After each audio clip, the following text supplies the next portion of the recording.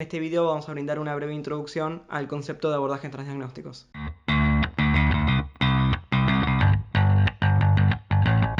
Soy Juan, soy psicólogo clínico y en la red de nuestro equipo solemos difundir información sobre psicología basada en evidencia. Para empezar a comprender el modelo transdiagnóstico es importante primero poder comprender la perspectiva hegemónica actual.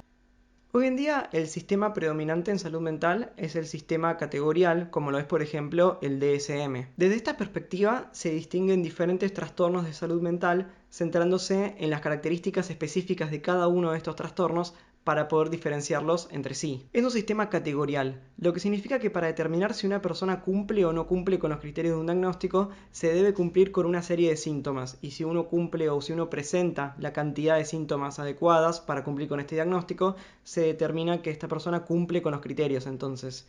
Y al ser categorial, se analiza de manera cualitativa, es decir, una persona cumple o no cumple con los criterios. No hay un análisis cuantitativo. Este es un modelo que hace tiempo presenta dificultades en la práctica clínica, porque al ser categorial se debe determinar si una persona cumple o no cumple con cada uno de estos criterios del diagnóstico. Y esto muchas veces no es tan sencillo de determinar en la práctica clínica. Las personas varían en cuanto a la frecuencia y en cuanto a la intensidad con la cual presentan sus diferentes síntomas, así que muchas veces no es tan sencillo de determinar. Por otro lado, este modelo se centra mucho más en las diferencias de cada diagnóstico, es decir, se centra más en lo específico de cada diagnóstico, pero en la práctica clínica la realidad es que la comorbilidad es mucho más frecuente que el diagnóstico único. Comorbilidad significa cumplir criterios para más de un único diagnóstico al mismo tiempo. Es decir, en la práctica clínica la no comorbilidad es la excepción, no la regla. Algunos estudios señalan que hasta el 75% de los pacientes con trastornos de ansiedad pueden también cumplir criterios para trastorno depresivo mayor, es decir, hay una comorbilidad del 75%. Y un problema importante con este último punto es que si bien las personas en la práctica presentan criterios para más de un diagnóstico, los protocolos de tratamiento por lo general están diseñados para abordar un único trastorno, es decir, los protocolos de tratamiento por lo general están basados en el sistema categorial. Por lo tanto, en la práctica puede ser dificultoso aplicar y adaptar estos protocolos para pacientes que en la realidad cumplen criterios para más de un único diagnóstico. Entonces, los profesionales, según el modelo categorial, para poder formarse en terapias basadas en evidencia, tienen que aprender los diferentes tipos de abordajes existentes para los diferentes tipos de diagnósticos.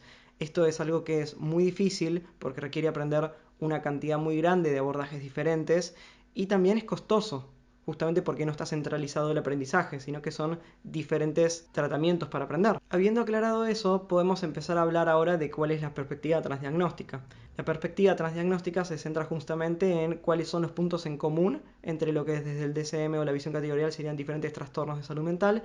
Tratamos de ver los puntos en común en lugar de centrarse específicamente en qué es lo que los hace diferentes. Y cuando se comienzan a investigar estos factores en común, lo que se descubre es que en realidad comparten muchos procesos en común, procesos que son subyacentes a los diferentes síntomas que se van experimentando en la práctica. Entonces, cuando se investigan los factores comunes, se descubre que muchos de los diferentes diagnósticos comparten procesos subyacentes en común.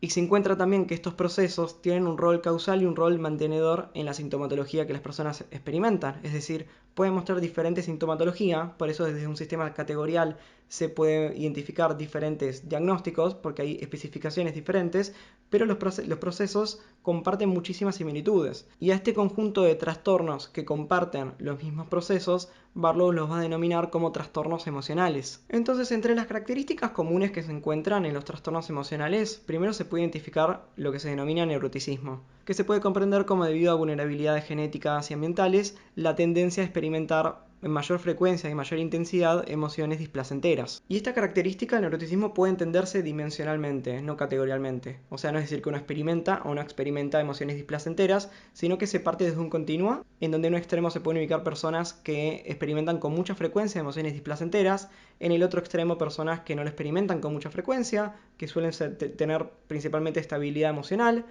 y las personas puntuamos en algún lugar dentro de este continuo. Tenemos mayor tendencia o menor tendencia a experimentar emociones displacenteras de manera intensa. Y lo que Barlow menciona es que no es esto un factor determinante para desarrollar un trastorno emocional, ni siquiera es algo problemático en sí mismo, sino que nos lleva al segundo punto, que es la reacción aversiva ante las propias experiencias emocionales. Lo que se encuentra como característica común es que las personas que experimentan estas emociones displacenteras suelen rechazarlas, querer no sentirlas y tener una reacción aversiva ante la propia experiencia emocional. Por lo general tienen pensamientos del estilo yo no tengo o no debería estar sintiendo esto, o lo interpretan como significando algo más, como por ejemplo, si yo estoy sintiendo esto, significa que hay algo mal en mí, significa que soy una persona débil. Es esta reacción aversiva ante la propia experiencia emocional un factor común que se encuentra, ¿sí? Que es central para el mantenimiento del cuadro. Y por último, se encuentra como factor común el llevar adelante estrategias de regulación emocional desadaptativas en donde se intenta evitar o suprimir la propia experiencia emocional. Por ejemplo, la persona intenta no sentir lo que está sintiendo o realiza algunos comportamientos para disminuir el grado de contacto que se está teniendo con la propia emoción displacentera. Por ejemplo, para evitar sentir la emoción, puede tratar de evitar algunas personas o algunos lugares o algunas situaciones que suelen evocar estas emociones displacenteras, y si ya se está experimentando la emoción en este momento, se llevan adelante comportamientos para tratar de disminuir el grado o la intensidad con la cual se está entrando en contacto con esta emoción. El ejemplo más común es huir de la situación, o algunas otras señales para tratar de permanecer en la situación pero disminuir un poco el nivel de contacto con estas emociones. Se dice que son estrategias desadaptativas porque si bien pueden llegar a producir un alivio a corto plazo o reemplazar una emoción por otra emoción, a largo plazo estas estrategias por lo general terminan manteniendo el cuadro y manteniendo la sintomatología.